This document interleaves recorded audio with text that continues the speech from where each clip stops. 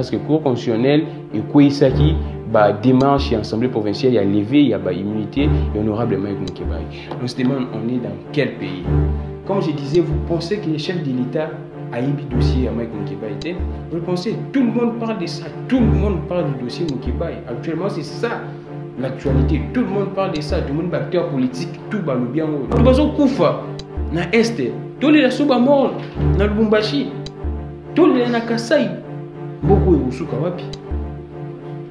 Et Suka wapi. Et peuple congolais, toujours là la nabiso, toujours c'est quand nous pensons que va continuer à bon service au Bukaroyo.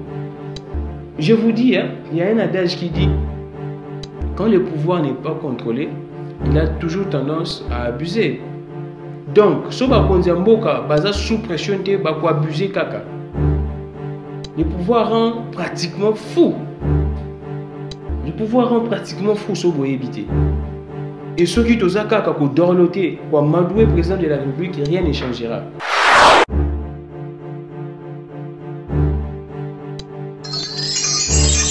Samedi 7 mars 2020, un jour avant la journée internationale de la femme. Alors, à toutes les dames, bonne fête des droits de la promotion des droits de la femme. Donc, quand je dis bonne fête de la promotion des droits de la femme, c'est-à-dire fêter tout en réclamant vos droits, bien sûr. Parce que vous avez totalement beaucoup de droits ici dans ce monde. Parce que vous êtes des êtres humains comme les hommes. Alors, merci beaucoup à toutes les dames. Binondé. Bobo Terabiso, Binonde, Bosala qui mokili oyeko maboy. Donc remplissez la terre, Binonde Boza, principal, Boza, base, Boza penda élément Oeza majeur.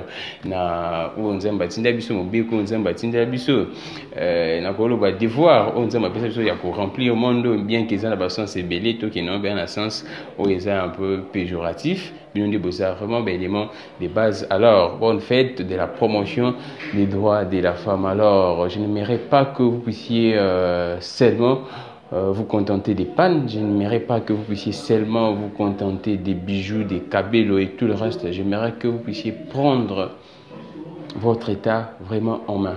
Aujourd'hui, qu'est-ce que la femme congolaise fait? Aujourd'hui, qu'est-ce que le Congo pense de la femme congolaise? Ce sont des questions que vous, les femmes, bien évidemment, les hommes doivent répondre. Alors, aujourd'hui, actu en détail, grand solo. Nous allons parler un peu, comme toujours, de beaucoup de sujets qui font l'actualité ici en RDC et partout dans le monde. Précisément, nous parlerons du cas de l'honorable Mike Moukeba. Et vous savez, jusqu'à présent, depuis l'arrêt de la Cour constitutionnelle, Mike Moukeba est coupé toujours en prison. Nous allons parler du gouverneur Maouéja avec tout ce qui se passe là-bas. Il y a Kasai, Iboyebi, qui est la population locale, population autochtone, belé, Pexi, Bango, Bakota, na zone où ils ont na diamant wana. La population va comme Bokima na Luanda ils ont ça la passe mashola mboko na lingato sur la lingala parce que tant que sur la français mususu ndiko moya mundela za mal intentionné ko yoka pour mi mabiso na mabe donc mashola mboko nga lingato sur la lingala pour bat bayoka teza ndiko ba les lèches sales se lavent en famille et tellement que nous émettons sur internet c'est difficile de parler en français parce que si nous parlons toujours en français bandeko wana bakoyoka e bandeko wana bangonde ba menasa biso yango faut betara la oyo et semble bango difficile ta bolka traduction ils appellent moi pas si bakoyebisa bango ndenge kaka biso to lobité. Donc bienvenue à tout le monde, nous commençons actu en détail. Merci beaucoup à Charlie Kanga Azawana na image, merci beaucoup à Kojak 3K TV, merci beaucoup à Matoumo na gloire Kabongo. Alors merci beaucoup à tout le monde d'être là. Nous commençons déjà. Le premier sujet, ça sera l'affaire de l'honorable Mike Moukeba parce que depuis hier bateau va informé procureur près de la cour d'appel ya Gombe après ça sous justification sous liboso ba dossier et bungi na bureau na ndenge to lobela ki lobby mais depuis lobby na babutu après sous raison sous que non Mike Moukeba et moya bima na prison ils parce que ils a affaire ya Molindo Sakombi ou ils a kokangaye a lobby ninyo affaire ya Molindo Sakombi Mike Moukeba ayaki ko se présenter volontairement. Donc, Mike Moukeba a se présenter volontairement une affaire ya Molindo Sakombi, ça n'a rien à voir avec l'immunité nae. Donc, c'est long et parce que Cour constitutionnelle est libérale qui et cependant qui ba décision sur l'Assemblée provinciale des juges qui ont été inconstitutionnels, ils a irrégulière, ndenge ba ça ba démarche pour na lever ya ba immunité honorable Mike Mukebai. Donc de ce fait affaire Mike Mukebai selon procureur wana komboni mukonkole aba il y a deux affaires. Affaire il y a ndeko na biso mususu wana oyo esili na Molindo Sakombi ya ndeko mususu wana esili yango na linga kotanga kombo na été parce que esili déjà a sali wa koye kosala towe osala les pubté bilo boyebiye ndeko na biso wana oyo ayaka na barasta après akati barasta ayaka na barasta na casquette za professeur mona tanga kombo na ezate parce que ngako osala les pubté na makambo asali honorable Mike Mukebai aza ataki aza confrère na biso journaliste parce que journaliste balongola ngote balongola ngote donc jamais na kotanga kombo na ye mais na opesa kaka moi makambo boyeba moi ba point na ye boyeba ayaki ya wana ba 2006 na ba log so aza professeur atangi sa rebele bele subitement yo kata ba log to monde pe likambo du professeur ngo esili o etikali eza likambo ya Molindo Sakombi selon procureur na zolo bango parce que dossier na ye eza en cours.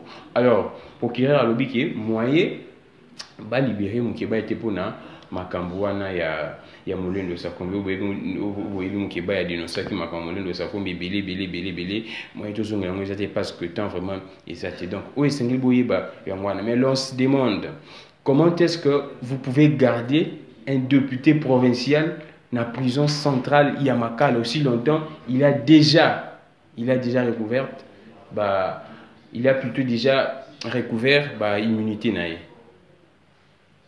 Anguille sous roche. On se demande comment vous pouvez garder un député provincial dans la prison centrale à Makala aussi longtemps, il a déjà recouvert ses immunités. Parce que le cours constitutionnel et Kouisaki, démarche et assemblée provinciale, il y a levé, il y a immunité et honorable Mike Mukebai. On se demande, on est dans quel pays? Comme je disais, vous pensez que le chef de l'État a émis dossier à Mike Mukebai? Vous pensez, tout le monde parle de ça, tout le monde parle du dossier Mukebai. Actuellement, c'est ça. L'actualité, tout le monde parle de ça, tout le monde acteur politique, tout va le bien.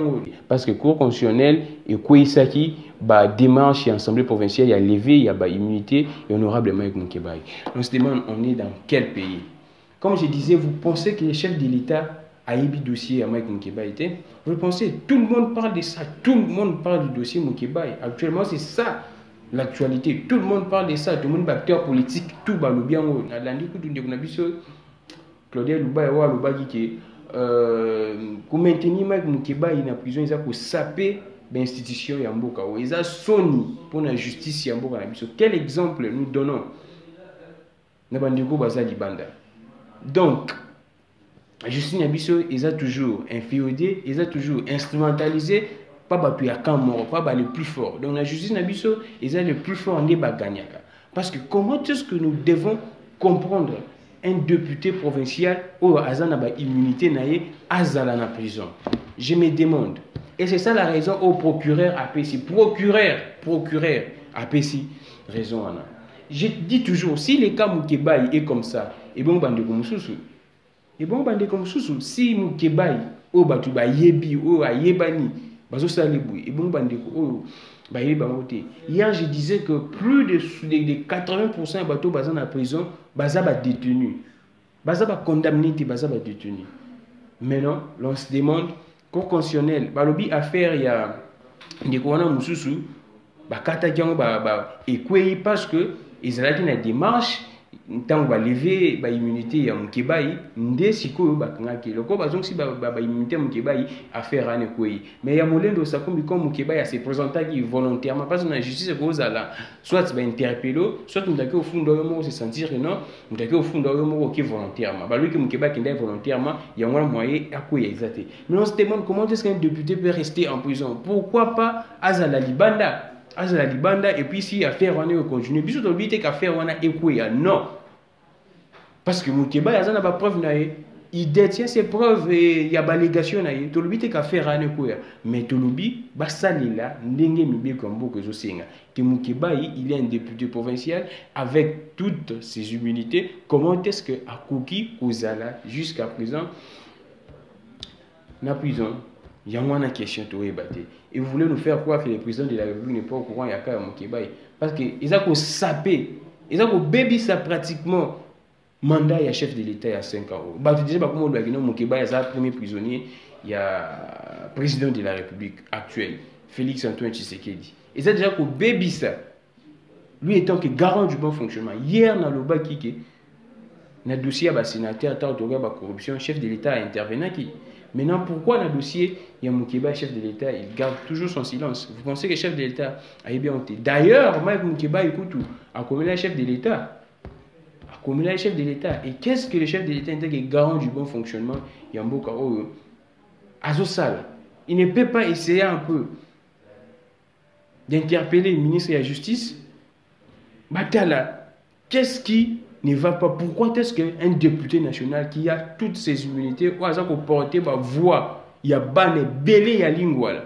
Et aujourd'hui, représentant na lingwala a zaté. Représentant il y a bané lingwala dans l'Assemblée provinciale a zaté. Et tout le monde dans l'Assemblée provinciale et comment il faut fonctionner mikolo. Voix divergente et zaté. Bango tout bazo converger. Et tout le monde dans Kinshasa ils a beaucoup ya. Nana obengisa Jantiningo bila pona Kinshasa bo peto. Nana obengisa batu wana mususu baza ebele. Baza ebele o baza ko pomola mbongo ya mboka ya ville ya Kinshasa. Siko soki assemblée provinciale fonctionnalité. Bango tout ba député o baza wana depuis Mukeba ya longwa na ntoyoka dossier mo ebima te na assemblée provinciale wana. Na ntoyoka te dossier mo ebima na assemblée provinciale wana. Et on se demande et kosuka wapi? Donc, biso tozaka wana pona koloba, tozaba la mukate, si on parle de Mike Moukeba, c'est parce que bakawana eza ebele. Ezaka ka Mike Moukeba ite, bakawana effectivement eza ebele. Yango to lobela to lingi makambo wana esila. Justice na biso ekoma ya ba plus forte. Justice na biso ekoma ya batu nyonso, biso tout constitution lobi ke congolais nyonso azandenge moko. Et justice na biso soki ekomi ke ba plus fort nde bazana droit ya justice, ekomi terrible. Et comme terrible, donc, c'est ce que je voulais parler. Déjà, dans le début de l'émission, où il y a fait Mike Moukeba, et ça la passe. Et ça la passe. Et ça la passe. Et le président de la République, je me dis, avec ce genre de choses, qu'est-ce que vous direz au peuple congolais en 2023 devant la redevabilité? Qu'est-ce que vous direz au peuple congolais? Alors, affaire Mike Moukeba, tout le monde dossier, tout le qui victoire déjà ça du côté il a raison et Makambutu et le Canadien parce que déjà Mike Moukeba il recouvre déjà ba liberté ba immunité plutôt. Maintenant faut se dire la siko sérieux côté la justice en Boka biso to landa ki ndeko na biso luzolo na plutôt Alexis Tambwe Mwamba. Alexis Tambwe Mwamba loba ki ba magistrat à l'époque t'as dit ministre de la justice loba ki ba magistrat na biso ba tu y a 3V. Donc justice na biso etambolaka na veste voiture na villa. Veste voiture na villa et je me demande veste voiture na villa. Bangonde bazo simba fonctionnement ya mboka. Un pays ne peut pas se développer sans la justice. On dit la justice élève une nation. Le magistrat est bon. Combien est-ce que vous avez un corrupteur non corrompu? Tout le monde est chef de l'État. À l'ancien qui a le qui non face à la cellule moko, il y a lutte contre la corruption. La présidence ou on a peut-être la corruption. On en est où jusqu'à présent? Je me demande en tout cas, on en est où jusqu'à présent? Ma lutte contre la corruption en Boka et vous la effective. Lutte contre la corruption et vous avez l'effectif ceux qui va magistrat va commis sérieux. Bauti dernièrement pour revendiquer ba salaire na bango hyper salaire na bango mais bon est-ce que bossa musandenge longo bani? Bossa musandenge longo bani ba magistrat mboko appareil judiciaire na biso eza ndenge oyo biso tozo lingela ezala ndenge makambu ya droit esengi ndenge droit esengi. On se demande en tout cas. Alors nous allons prendre l'affaire. Il y a insécurité dans le Lubumbashi. Tout le monde qui récemment lobby tout le monde qui a été insécurité dans le Lubumbashi. Il y a Jacques Kiabula na au Katanga. Précisément dans le quartier Guadolite, il y a insécurité et Makasuguna. Insécurité dans le Lubumbashi on est bandakala. Bandakala, tout le monde est chef de l'État qui est dans Tikuna. Tant que Lobaka, nous sommes en train de blaguer. Insécurité dans Guadolite on est bandikala chef de l'État a joué pour continuer à Kendekuna. Vous vous rappelez? L'instruction après ça pour calmer mon dame, mais on en est où jusqu'à présent? Si quoi insécurité dans Guadolite et Zongi, dans le Lubumbashi Zongi, quand nous on vous dit que les histoires, les choses ne marchent pas dans ces pays. Il n'y a pas des histoires sérieuses dans ces pays. La décision temporaire, c'est pour un temps. Et puis, tant qu'il y a mon coussé, les amoulettes, chef de l'État, à Kititibuna, moi, à Kalmi et Kotikaka, il y a Moukier, et puis, c'est quoi, population sur là. La police à Zawapi. La police à Zawapi. Na Lubumbashi. Tout le monde a conflit tribal,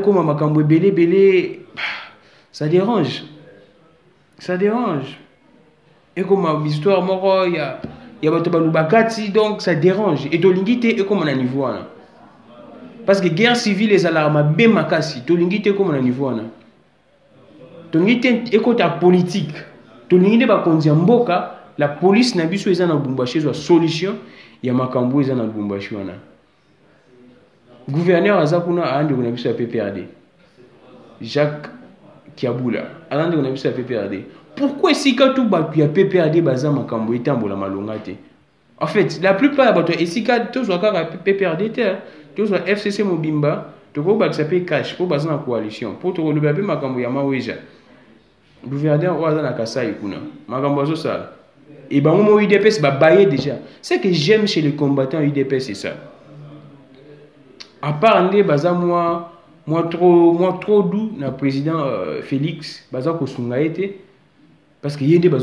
Mais ils sont un peu bien dans le collaborateur et président de la République. Apparemment, là, on continue na UDPS.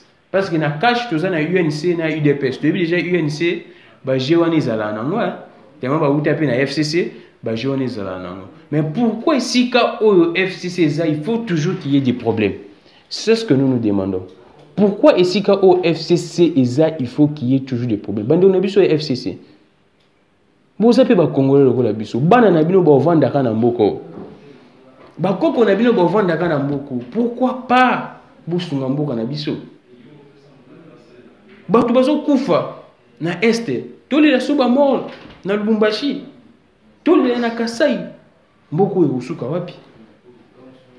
Ekosuka wapi. Et peuple congolais, toujours là la nabiso, toujours seka, nous pensons que ba continuer ba bongisa biso mboka oyo. Je vous dis, hein, il y a un adage qui dit quand le pouvoir n'est pas contrôlé, il a toujours tendance à abuser. Donc, so ba kondia mboka baza sous pression te ba ko abuser kaka. Le pouvoir rend pratiquement fou. Le pouvoir rend pratiquement fou ce boye éviter.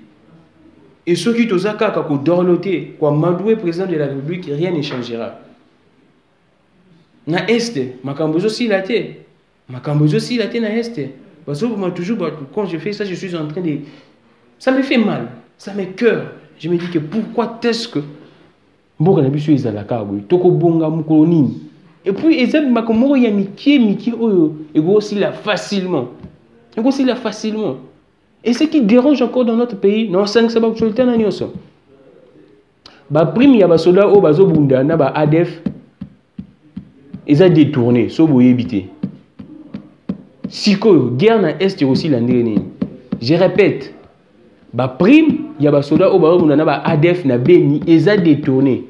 Tout le monde a déjà makambuna bango ya basosone zara na bonane wana pe poser problème ba détourner ki yango basosona ba loso epesa mo kokoso parce que ba primi na bango nde bazo bunda wana eza détourner tala siko soldat zo bunda na est ceux qui déjà ozo bunda na est ba primi eza détourner et bon ozo bunda na est te ba soldat bozala n'encourage ndenge nini pour ba sécuriser mboka oyo pour intégrité ya mboka oyo za assurer les chefs de l'État vous êtes garant et intégrité nationale. C'est constitutionnel. C'est constitutionnel. Si aujourd'hui ça ne marche pas à Lubumbashi, c'est à vous la faute. Moi je ne mâche pas les mots, je ne mâcherai pas les mots. Je ne vais pas être là pour amadouer le président de la République ou bien dorloter le président de la République. Je ne serai jamais un garçon de course pour le président de la République. Je suis là comme citoyen congolais. Et je participe au développement de mon pays. Et j'ai dit au président de la République, si à Lubumbashi, il y a des désordres, vous êtes les seuls responsables. Vous êtes les garants de l'intégrité territoriale. Si à l'est du pays, les histoires ne marchaient pas, c'est vous qui êtes les responsables. Je ne vais pas aller sur les dos de la cuillère, président de la République. Je vous dis clairement. Et ça fait très mal. Na Rwanda, awa.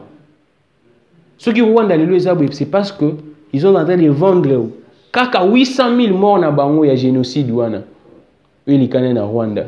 Na 1994. Mais biso awa. Plus de 7 millions, 8 millions de morts dans Mboka. Mais personne n'en parle. Kaka mandi on a biso ya combat, ya ba combattant na diaspora ni bazo meka kolobelango et bozo qualifier ba combattant. Ce qui fait mal de voir notre président de la République en train de qualifier ba compatriotes d'ailleurs ba combattant. Le président de la République est le président pour tout le monde. Quand le président déjà a qualifié, non qu'il y a une injureté parce que c'est trop grave. Quand le président de la République qualifie, les citoyens en Mboka na ye ba combattant. Le président de la République a ça kapona batu oyo ba voter qui était. A ça kapona batu ba soutenir makambo na été, mais il est le président pour tout le monde. Quand vous qualifiez nos frères de combattants, moi je suis contre. Même si Badozo c'est cas, moi je suis contre. Je suis en train de réfléchir.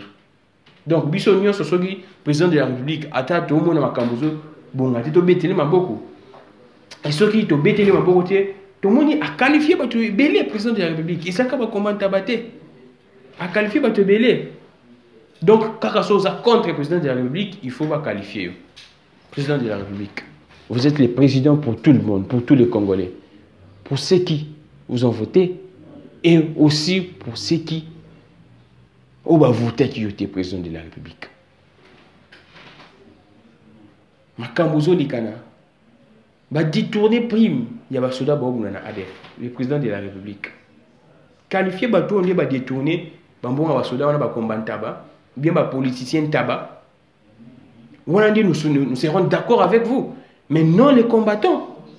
Parce qu'ils sont en train de revendiquer les histoires qui sont sérieuses. Rien ne marche dans ces pays. Jusqu'à présent, rien ne marche et rien ne marche. Plus d'une année déjà. Tu as commis déjà en mars, plus d'une année, quelques mois. Qu'est-ce qui marche dans ces pays? Tout le monde m'a dit gratuité de l'enseignement. Honorable Tony Mwaba a commis d'abord le Belango. Qu'il y a beaucoup d'histoires qui se passent là-bas dans EPST avec Willy Bakonga. Pourquoi si il y a FCC Bazar, rien ne marche toujours? C'est ce que je disais. Dossier à EPST en Hollandais. Tout le monde dit honorable Tony Mwaba a dit qu'il y a beaucoup de choses qui se passent et il faut favoriser la gratuité et l'enseignement comme à la montée. Dans EPST. Je suis en train de parler à vous. Yozota Langai, Okanisi Ngai, Narubangayo, Narubangayo te. Nakubanga yote ba menace na bino esalangé le côté parce que to message nango en tout cas osalangé le côté ata mukiete ba menace wana to lekango depuis kala na lo bana bino bato FCC. Pourquoi là où il y a toujours des gens de FCC makambo eza ko marché te lobi na ndaki ndeko Jekoko na urbanisme et habitat, il y a beaucoup de choses à dire là-bas. Pourquoi est-ce que tu FCC Bazama Kambozo marché? Pourquoi est-ce que tu FCC Bazama Kambozo marché? Bon, dans la vidéo, je cocoana. Dans l'urbanisme habitat, qu'est-ce qui se passe là-bas? Dans EPST, qu'est-ce qui se passe là-bas? Dans la justice, qu'est-ce qui se passe là-bas? Célestin Toundayakasende, qu'est-ce qui se passe là-bas? Pourquoi est-ce que tout battu FCC Bazar rien ne marche? Et malade wana et continue à cache. Tout le monde IDPS a eu qui soupçon que parfois je félicite un peu bah toi IDPS bien que parfois ça la syndicat chaka. Toi qui m'a cambo 5 lobby que non bah nouveau dirigeant gouvernant bah comme un enrichissement illicite tout le monde IDPS et chez moi structure moi pour la makambo wana. Jamais au kalikambo wana FCC. Jamais qu'on a le FCC. Bien que tu aies bipé, ma cambouana ou enrichissement illicite, ou il y a encore poudre de perles de papin. Tout le monde a dit ma député provincial, il y a UDPS, Salaki. Une élection. Il y a un sénateur, un gouverneur. Il y a Kinshasa. UDPS, c'est le loi qui met sous Karaboué. Tu as dit que jeu pour Nabo, la Kisabatuguénon, apparemment, vous n'êtes pas, vous êtes une alliance là-bas, mais vous êtes autrement. Mais c'est tout ce que vous faites. tout ce que vous faites. Et le président de la République, à l'extérieur du pays, il parle, il s'exprime, je vais faire ça, je vais frapper, je vais faire ça. Mais jusqu'à présent, tout est là. Aïbsa a déboulonné jusqu'à présent. Aïbsa a bic rouge jusqu'à présent.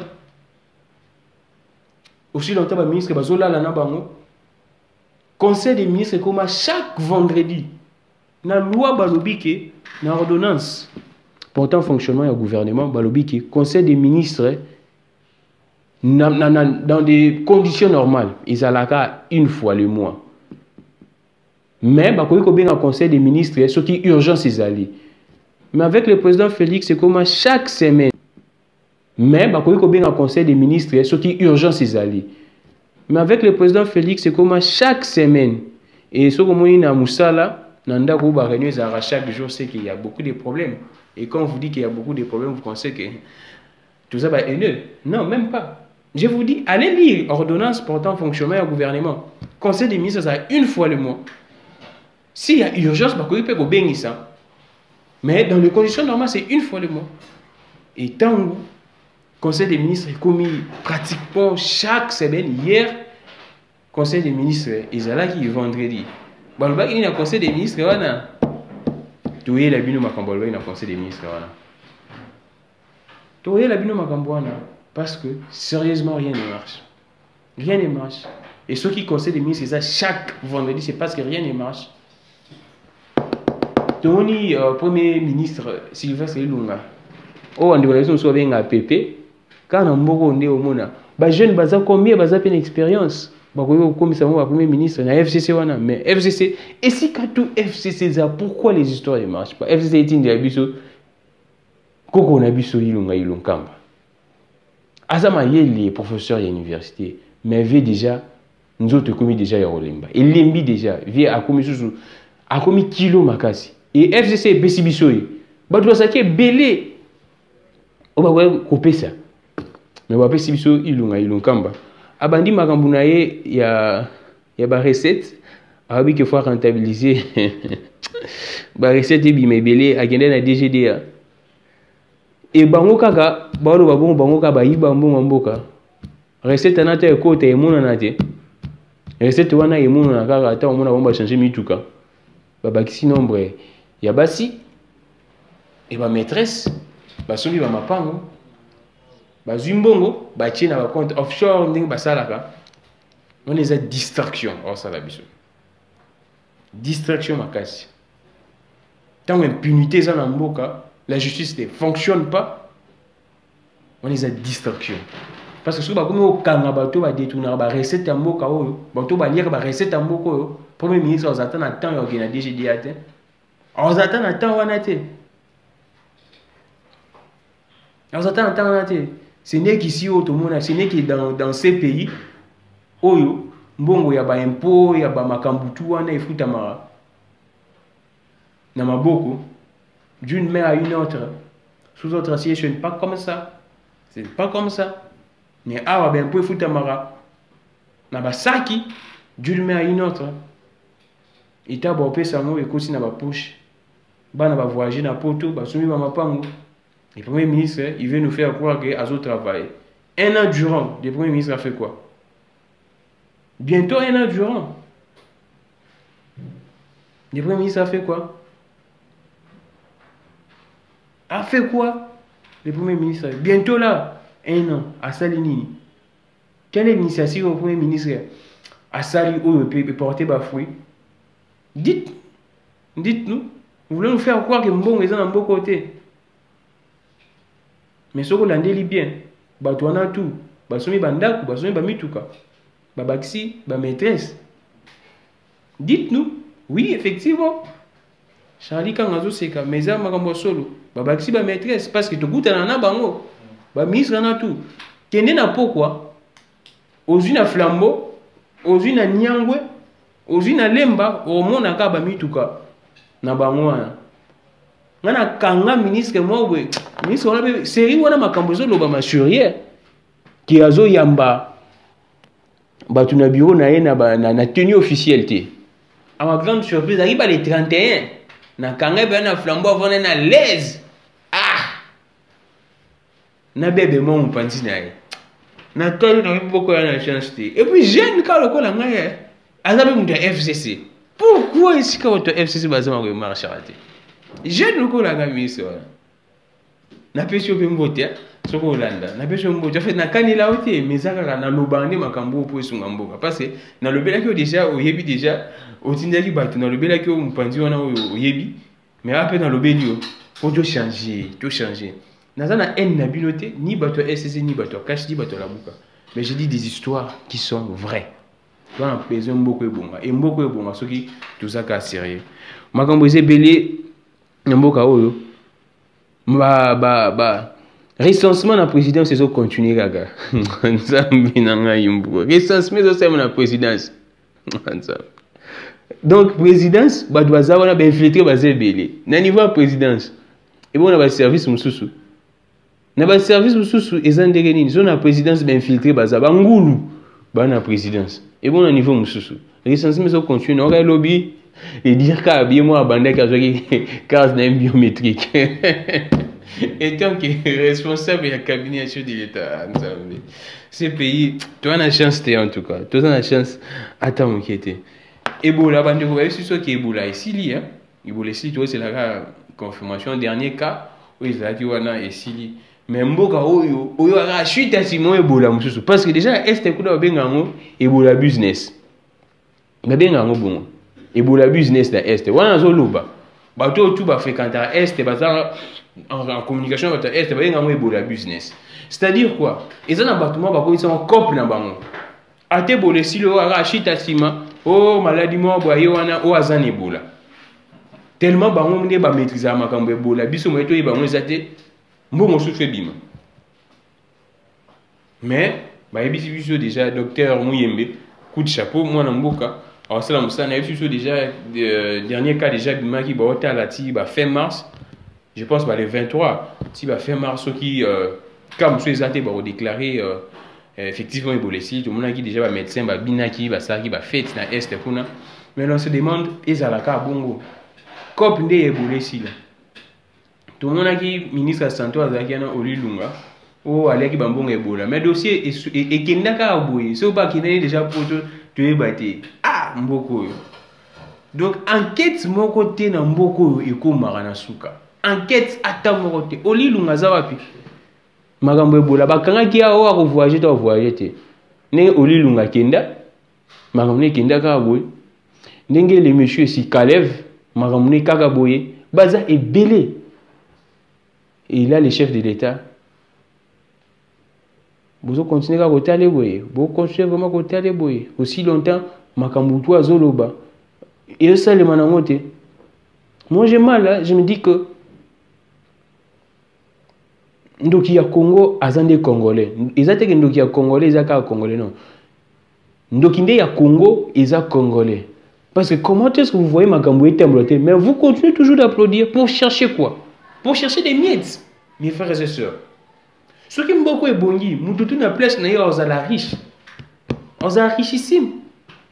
Mais ce qui est beaucoup est bon, nous a la derrière ba miettes et nous moko te bon na ba miettes.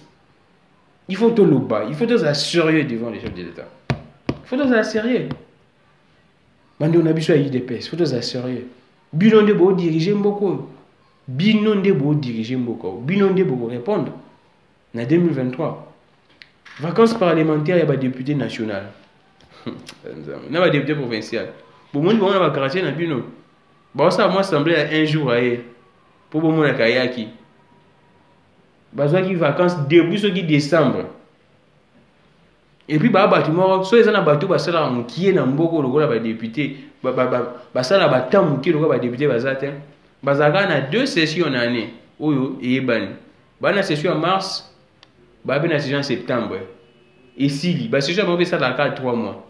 Soit mars, avril, mai. Soit mars, avril, mai.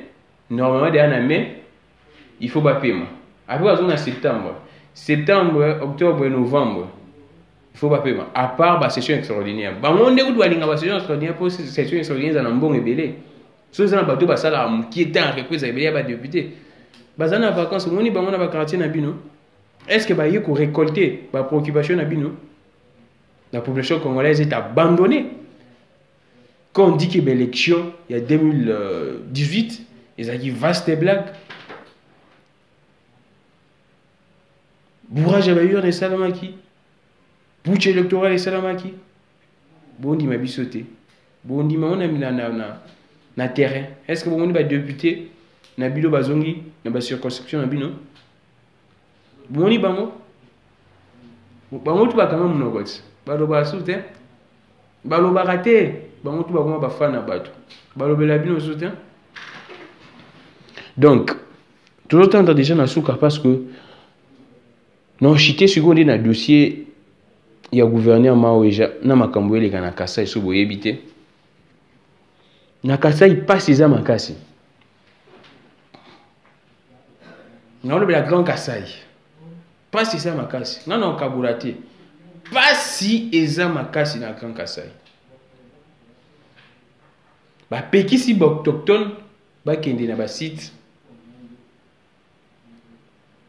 Ya ba diamant wana. Et les autochtones vont migrer na Luanda, na Angola. Misusu pe bayena bango na Kimba bango na bango ba wewa. Batikele mwa batu moka wo ba opesa bango bambongo. Expatrié. Et kasa eza ko beba se ko beba. Normalement so mutaye ko zwa, ko exploiter ba ressources minières. Il faut en contrepartie à ton infrastructure à bongisi la population locale. Ici, Kanaï. Aussi longtemps, la population locale coûte 13 heures. Bah, bien, on a bango, to éviter, bah, bien, on a bango pour en ligne, bah, site, na lana ki bango, bah, lobby, bah, bien, on a bango, so, bah, éviter, bah, nde kona biso, ya, bah, 13 heures, na Kasai, kuna, bah, bien, on a bango. Et bah, comme il a bango, qui na bango, na Luanda, bah, lukelo, msusu, bah, mone, ke Congo, lingi, bango, te. Combien de personnes, bah, baye Congo? Et msusu, bah, ya, na Kinshasa, pour, bah, ça, là, qui, wewa. Et ben qui kala mais ça continue. Et le gouverneur Maoueja, UDPS déjà il y a un moment où il baillé. À tout ça la Sony il y a UDPS et UDPS est télémélié. Mais je me demande, bah député provincial, la province n'a pas ça la nini. Tu éviter. Pas ça la nini, tu éviter. Et yo vandi na ndaku na yo oloba ke mboko ezotalem et kinde malamu. Olobi ke président de la République azo sala musala malamu. Soyons sérieux quand même. Soyons sérieux. Yo ovandi on oloba ke tala mutala muka o. Siko na makambo nyonso na tangi na ana raison be na ana tort. Benga bandeko bazana na Kasai ba 13 heures so ba olela te. Benga bandeko bazana na Lubumbashi, benga na Est. Où ça marche dans Mboka Oyo? Dites-nous où ça marche. Des ordres dans le Congo central, bon on a gouvernement de l'Assemblée provinciale au Congo central, bon on a Docteur Matousila. Na yope. Abako, Docteur Matousila. Na yope. Na yope. Na yope. C'est triste. Et si gani n'y marché dans Mboka Oyo? Na bandundu nzela kutuwe relia Kinshasa na bandundu. Et beba déjà, depuis ceux qui belges à tika ont lelo. Et comment dire là au kata kata. Ça fait mal, ça fait mal. Moutou passe, moutou passe. On va se limiter là aujourd'hui, c'est samedi. Je pense que si l'actualité est à la intense, tu beaucoup dans le lobby, mais ce qui est intensité, tu beaucoup ni kaka lundi pour nous voir. Makambo na nyoso et tikali da point ni on a singlé na lobela makambo bola déjà na lobeli enrichissement mobilisation des recettes il y a premier ministre Maoueja na lobeli déjà presque makambo tout. Ce qui est à retenir c'est ça que rien ne marche dans ce pays, rien ne marche dans ce pays après une année rien ne marche. Ce qui est FMI jusqu'à présent Banque mondiale ba opesa biso kaka ba mbongo te parce que rien ne marche. Bon, on a un indice. Bien que FMI a une stabilisation à cadre macroéconomique, mais on dit que il y a un FMI. On a un coulage à la recette.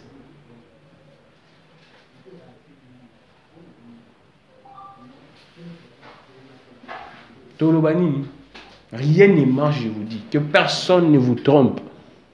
bolanda batu oyo baza ba garçon de course ya batu te. Rien ne marche. Tout le monde biso monde batu IDPS bakomi ko déclarer la mère Mende. Kinshasa Bopeto, vaste blague, vaste escroquerie.